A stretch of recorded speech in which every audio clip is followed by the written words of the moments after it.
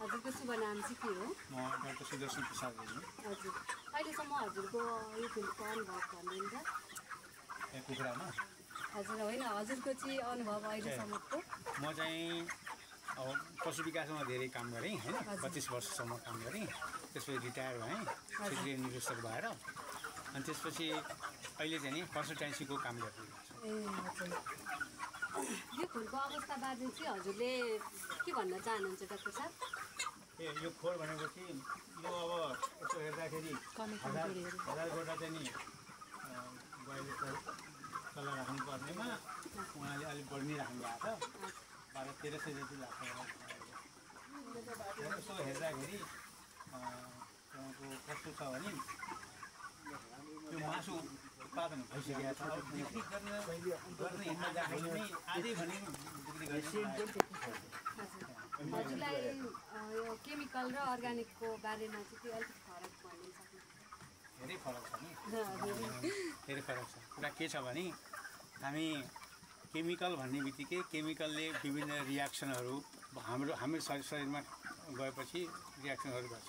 त्यसैले अहिले भनाइ के छ भने हामी ब्रोइलर कुखुरा खाँदाखेरि होइन विभिन्न एन्टिबायोटिकहरू हामी प्रयोग गर्छौँ। एन्टिबायोटिक प्रयोग गरिसकेपछि त्यसको हाम्रो शरीरमै जान्छ र त्यसले हाम्रो विभिन्न एक्सन गर्छ। जस्तै भनौँ अहिले हेर्दाखेरि यो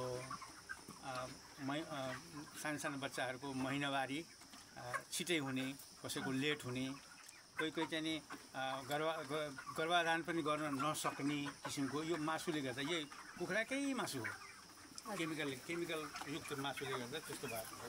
त्यसले गर्दा त्यो चाहिँ नि केमिकल अनि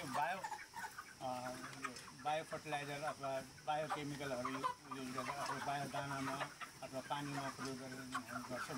त्यसले के गर्छ भने नेचुरल होइन त्यसको जुन एन्टिबडी एन्टिजिन नेचुरल हुन्छ र त्यसले गर्दा चाहिँ हाम्रो सायदमा लाग्छ यसले अब आउँदो जेनेरेसनमा यस्ता ब्रोइलरले होइन यस्तो खुवाइसकेको ब्रोइलरले राम्रो परिणाम हुन्छ। त्यस्ता रोगहरू विभिन्न रोगहरू छ नि, अब मैले अघि भने ग्रोथ मान्छेकै ग्रोथमा चाहिँ नि तल माथि भएको।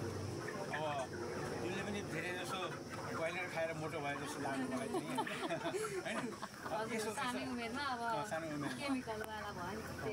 अब यसले चाहिँ नि के गर्छ भने त्यस्तो चाहिँ गर्न सर। अनि यो चाहिँ होइन अर्ग्यानिक यो बायुद्वारा उत्पादन गरेको औषधि प्रयोग गरेर उत्पादन गरेको यो ब्रोइलर कुखुरा रहेछ, यसको स्वादबारे हजुर के भन्न चाहनुहुन्छ? मलाई लाग्छ अर्ग्यानिक भन्ने बित्तिकै जस्तै कुनै पनि कुखुरालाई चाहिँ नि हामी अब लोकल कुखुरालाई बाहिर छोडेर पाल्छौँ नि, त्यसको चाहिँ नि सबै भिटामिनहरू यिनीहरू चाहिँ सबै अर्ग्यानिक हुन्छ होइन। त्यसको शरीरमा जुन गएको त्यसको स्वादै फरक हुन्छ, त्यसले यसको स्वाद पनि फरक छ। लोकल कुखुरा जस्तै स्वाद हुन्छ जस्तो लाग्छ मलाई। हजुर सर, धन्यवाद।